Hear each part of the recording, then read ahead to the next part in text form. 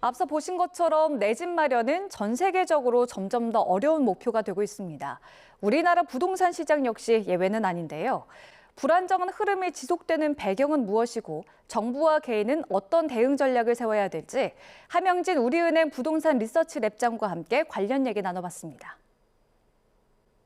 일단은 현재 우리나라 부동산 시장 좀 짚어주실까요? 네, 특히 올해는 부동산 시장의 정책 불확실성도 크고 또 거래량이나 또는 시장의 가격 움직임들이 뭐 연초 1분기에 크게 상승을 하긴 했지만 뭐 서울 지역이라든지 또 지역이나 상품에 따른 시장의 양극화가 그 어느 때보다 큰 편이라고 보여집니다.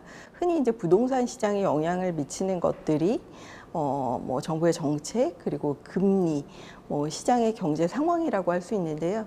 아시다시피 1분기 올해 경제 성장률이 마이너스 0.2%로 역성장을 했습니다. 연내 경제 성장률이 1%대에 머물 것이라는 우려의 목소리도 커지고 있고요.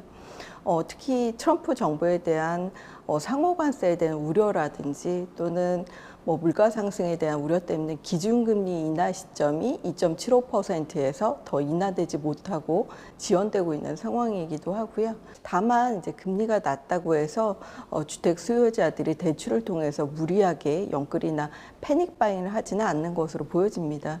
뭐 금리 관련한 문제 외에도 뭐 경기가 썩 좋지 못하고 특히 스트레스 DSR이라고 해서 차주의 상환 능력에 따라서 대출을 갚을 수 있는 총액을 결정하는 대출 규제가 시행되고 있기 때문에 사실 수요자 입장에서는 과거보다는 좀 신중하게 상급지 내지는 똘똘한 한 채 위주로 주택 구매와 관련된 선택을 하고 있다고 보여집니다. 부동산 시장의 가장 큰 문제 중에 하나가 이런 서울을 중심으로 한 부동산 시장의 양극화 현상이 참 문제가 되고 있는데요.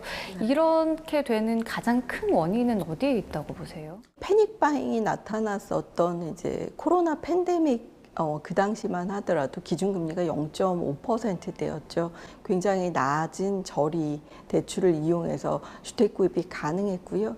유동자금이 굉장히 많이 풀려있는 상황이었습니다. 뭐 전국의 어느 지역의 주택을 구입하더라도 집값이 다 올랐었기 때문에 이제 수요자 입장에서는 굳이 선택과 집중을 할 필요가 없었죠. 하지만 그 이후에 뭐 금리가 2022년 하반기부터 크게 오르기 시작했고요.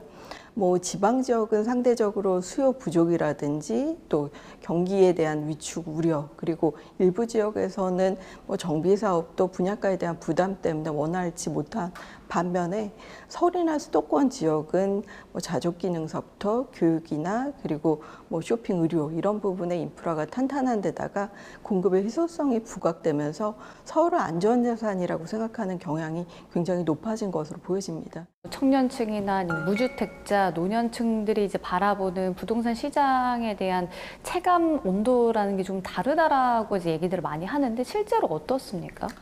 아무래도 이제 세대 간 자산의 양극화가 이제 부동산 시장의 양극화랑 궤를 같이 하고 있는 것으로 보여지고 있습니다. 사회 초년생들 최근에 이제 연봉이 2,500에서 2,900만 원 정도라고 할 수 있다면 서울 지역의 아파트 호당 평균 가격이 13억 8천 정도입니다. 그러니까 소득 대비 주택 가격의 비율을 보면 거의 한 47%에서 55% 정도 나오게 되는데요. 이런 면에서 정부가 이제 분양 시장을 통해서 사회 초년생이라든지 또는 신혼부부 대상의 초기 자금이 부족한 계층에 대한 특별 공급의 공급 비중을 좀 높이고 분양가 상한제가 적용될 수 있는 주택을 많이 공급하는 것들이 필요하다고 보여지고요. 요즘 이제 정부가 추진하고 있는 지분형 주택 담보 대출이라고 하죠. 그러니까 순수하게 이제 대출 비중을 너무 크게 가지 않고 정부에서 일정 비율의 비율을 가지고 지분 투자를 하고 그 지분에 대한 2% 저리 대출을 통해서 수도권에서도 이제 소액으로도 장기적으로 주택을 마련할 수 있고 이런 종잣돈으로 후에 갈아탈 수 있게 만들어주는 초기 자산을 형성할 수 있는 대출의 프로그램들이 많이 나올 필요가 있을 것으로 보여집니다. 아무래도 이제 이런 집값의 문제가 우리나라만의 문제는 아니잖아요. 다른 나라들 역시 뭐 중요한 지역의 집값은 오르고 다른 지역들은 좀 노후화되고 이런 문제들이 발생하는데 우리가 참고할 만한 좀 사례들이 있을까요? 호주의 시드니나 멜버른 같이 이제 역세권을 개발해서 고밀화해주는 전략들도 도심과 같이 주택 공급이 부족한 지역에서는 의미가 있을 것으로 보여지고요. 뭐 예를 들어 미국의 허드슨 야드 같은 이제 지역의 상업이나 또는 지역 내 주거 시설을 고밀화해서 상대적으로 주택이 부족한 지역 그리고 상업 기능과 같이 겸할 수 있는 지역을 복합 개발해주는 전략들도 도심의 주택 공급 문제를 해소할 수 있는 방법이라고 보여집니다.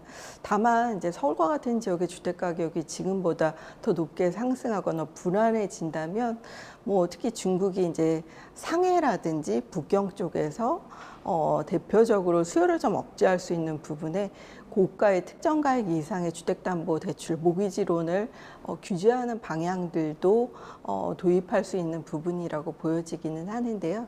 다만 이제 규제 완화, 뭐 규제 강화 이런 부분들은 시장의 변동성을 높이기도 합니다. 이 넓은 땅에 내 집 한 채 없다는 사실은 무척 서글프게 만드는데요. 투기 목적이 아니라 실수요자들을 위한 정책은 무엇인지 깊은 고민이 필요하겠습니다. 오늘 말씀 잘 들었습니다. 고맙습니다. 맞습니다.